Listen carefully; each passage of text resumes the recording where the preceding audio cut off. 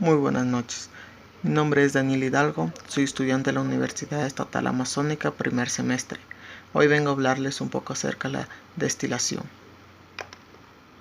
Sus características. Nos dice que la destilación es el proceso de separar los componentes o sustancias de una mezcla líquida mediante el uso de la ebullición selectiva y la condensación. La destilación puede resultar en una separación esencialmente completa o puede ser una separación parcial que aumenta la concentración de los componentes seleccionados en la mezcla. Vamos a hablar sobre la destilación simple. Es un tipo de destilación donde los vapores producidos son inmediatamente canalizados hacia un condensador, el cual lo refresca y condensa de modo que el destilado no resulta puro. Aumentamos la temperatura de la mezcla. Al alcanzar la temperatura que corresponde a la sustancia con el menor punto de ebullición, ésta comienza a evaporarse. El vapor rico en el componente más volátil pasa por un tubo de enfriamiento, donde se condensa y posteriormente se recolecta. En este caso solo se extrae el líquido con el menor punto de ebullición y se conoce como destilación simple. Se emplea para separar mezclas que contienen solo dos líquidos o cuando el remanente de la mezcla original no nos es de utilidad. Como podemos ver, se requiere un medio para calentar, preferiblemente con control de temperatura o termostato, como una manta de calefacción o una placa de calefacción. Necesitamos un matraz de destilación o, en su defecto, un matraz simple con una cabeza o cabezal de destilación. Un termómetro para monitorear la temperatura de destilación. Es importante recalcar que mientras ocurre la evaporación de un compuesto puro, la temperatura se mantiene constante. También necesitamos un condensador o columna de enfriamiento, que simplemente es un intercambiador de calor. Consta de una tubería de vidrio central por donde pasa el vapor y es concéntrica a otra tubería en la que entra agua fría o a temperatura ambiente y absorbe el calor de la tubería que contiene el vapor, por lo que sale a una temperatura mayor. También se requiere un matraz para recolectar el líquido de destilado. Destilación fraccionada. Se realiza mediante una columna de fraccionamiento, diferentes placas en las cuales se produce sucesivamente la evaporación y la condensación, garantizando una mayor pureza en el resultado. Se emplea cuando es necesario separar soluciones de sustancias con puntos de ebullición distintos pero cercanos. Si necesitamos destilar dos o más líquidos, o las sustancias presentes tienen poca diferencia de punto de ebullición, será necesario que el sistema tenga una columna de destilación, también conocida como columna de fraccionamiento. Dentro de la columna hay niveles o platos. En cada plato hay barreras físicas que hacen que el o los componentes de mayor punto de ebullición se condensen. Por lo tanto, a una temperatura determinada, a mayor altura en la columna, el vapor será más rico en el componente más volátil, es decir, en el de menor punto de ebullición. Lo que ocurre en cada plato equivale a una destilación simple. Por ser sucesivas, este proceso se denomina destilación fraccionada. Los sistemas de fraccionamiento o de destilación fraccionada pueden ser sencillos, como el que vemos aquí, o muy complejos, como las plantas de industrias como las petroleras. Destilación al vacío. Este tipo de destilación utilizamos cuando el punto de ebullición del compuesto al que vamos a destilar es superior a la temperatura de descomposición química del producto. Para que se realice este proceso utilizamos el triángulo de Perkin, el cual se usa una serie de válvulas de teflón para permitir que las fracciones destiladas se aíslen del matraz y así permanecer en estado de reflujo.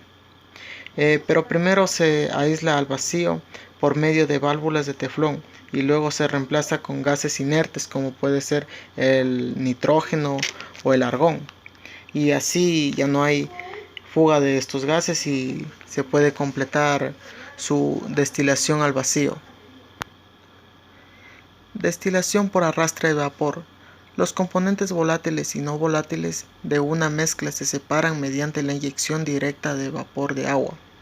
Estos son materiales sensibles a la temperatura, como los compuestos aromáticos naturales. La evaporación es la técnica empleada para separar líquidos de mezclas homogéneas, especialmente de otros componentes que serían sólidos en estado puro. Esto podremos lograrlo calentando hasta alcanzar la temperatura de ebullición del líquido, siempre y cuando el sólido no se descomponga a dicha temperatura. También podemos aprovechar la presión de vapor del líquido para que pase a la atmósfera, a un medio desecante o aplicando vacío. Para estos métodos el objetivo es el mismo: evaporar el líquido y conservar el resto de la fase sólida. Si se desea conservar el líquido, se puede condensar de la misma forma que lo vimos en la destilación. Destilación seca. Consiste en calentar materiales sólidos sin presencia de solventes líquidos y así obtener gases y luego condensarlos en otro recipiente. Destilación azeotrópica. Son mezclas cuyas sustancias se comportan como una sola, incluso compartiendo el mismo punto de ebullición. Como ejemplo podemos considerar la separación de una mezcla de alcohol con agua. Una columna de destilación binaria consiste básicamente en un sistema de condensación, otro de rehervido y una pila de platos encerrados en un recipiente que viene a ser la columna propiamente dicha. La estrategia de separación consiste en hacer caer la mezcla líquida de plato en plato para que se evapore paulatinamente, mientras el vapor sube y sale por la parte superior.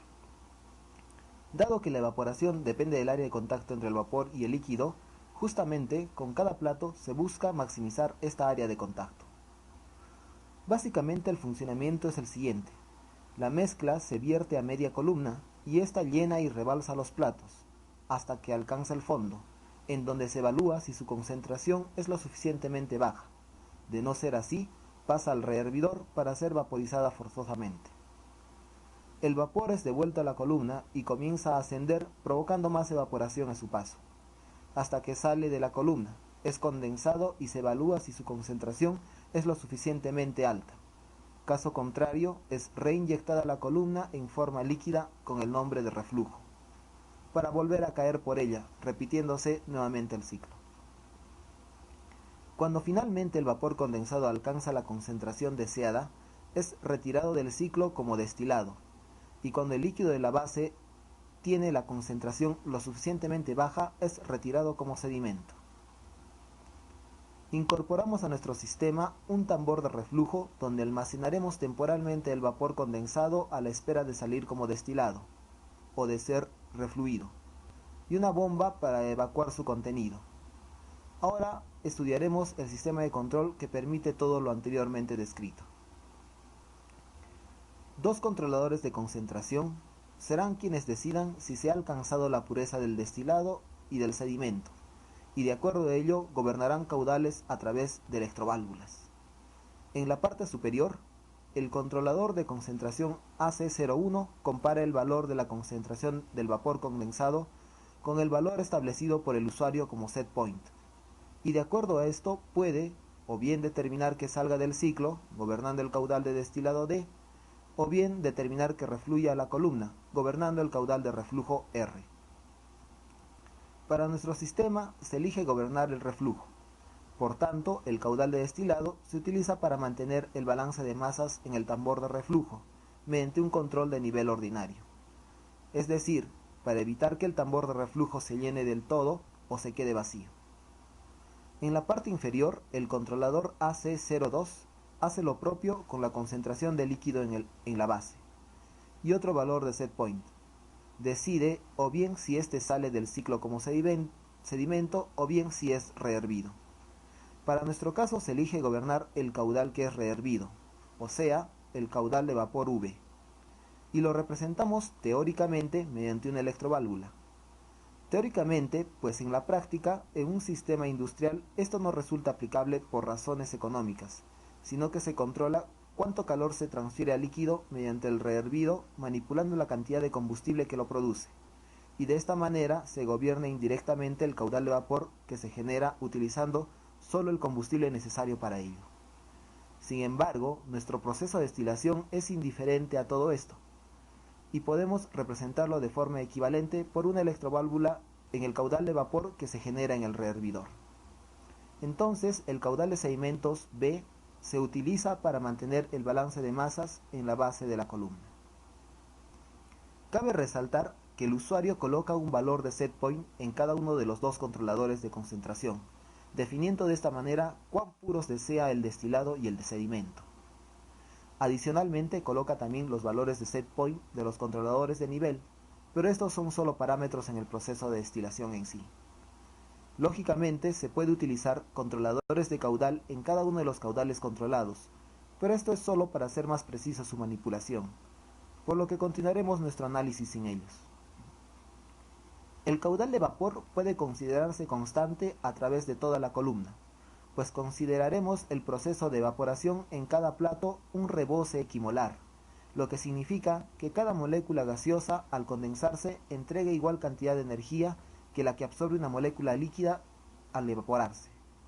Esto facilitará nuestro análisis, pues así el caudal de vapor que sale del rehervidor es el mismo que llega al condensador, aunque con concentraciones diferentes.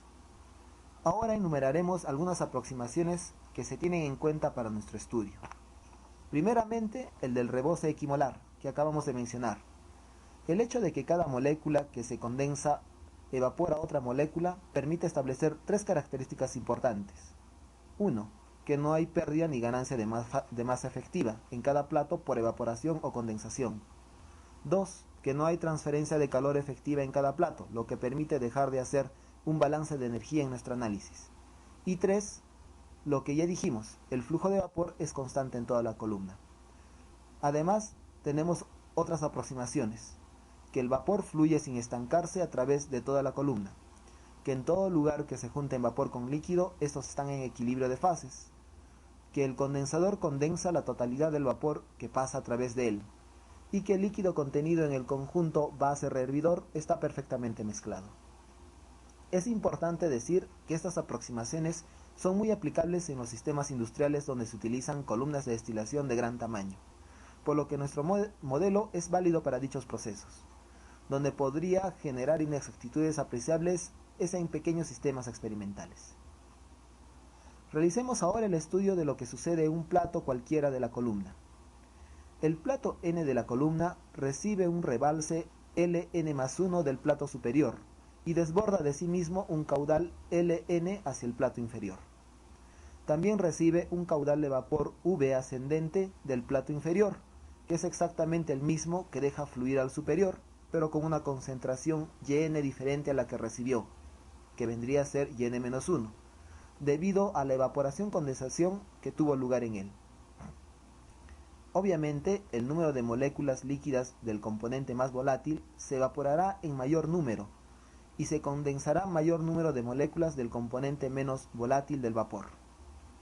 La cantidad de líquido contenido en dicho plato es Mn, la que es ligeramente superior a la capacidad del mismo M0, común para todos los platos, pues de lo contrario no habría rebalse. Y este líquido tiene cierto grado de concentración Xn. Como en el plato coexisten un líquido y un vapor, entonces sus concentraciones cumplen la relación de equilibrio de estados, en la cual se utiliza una constante de volatilidad relativa que llamamos alfa. El rebalse del plato cumple una relación simple, que es una adaptación de la fórmula de Francis para rebalses, en la que el caudal rebalsado es proporcional a la diferencia entre la masa líquida contenida y la capacidad del plato, por una constante de tiempo hidráulica beta, más un valor inicial de desborde L0. Ahora estableceremos el balance de masas total del plato, en donde la variación en el tiempo de la masa de líquido en el plato es igual al caudal que le cae menos el caudal que le rebalsa. Recordemos que no hay pérdidas ni ganancias de masa efectiva por evaporación o condensación. Ahora establecemos el balance de masas del componente más volátil, donde la variación de la masa de dicho componente es, obviamente, la masa total multiplicada por su concentración, y esta es igual a los caudales que ingresan al plato menos las que salen. En este caso, la evaporación-condensación sí produce un cambio en la masa del elemento volátil, por lo que se suma la masa del líquido de dicho componente que cae con la del vapor que sube, y se restan la que rebalsa y la que se lleva el vapor que asciende al siguiente plato. Finalmente, tenemos estas 4 ecuaciones y 4 variables propias del plato: la masa líquida contenida, su concentración, la concentración del vapor que coexiste allí y el caudal que rebalsa de dicho plato. Destilación mejorada, llamada también destilación alterna o reactiva, se adapta a los casos específicos de mezclas difíciles de separar. Este tipo de destilación se utiliza cuando existen 2 o más compuestos en una mezcla que tienen puntos de ebullición relativamente cercanos. Bueno, muchas gracias por su atención, espero que les haya servido este video.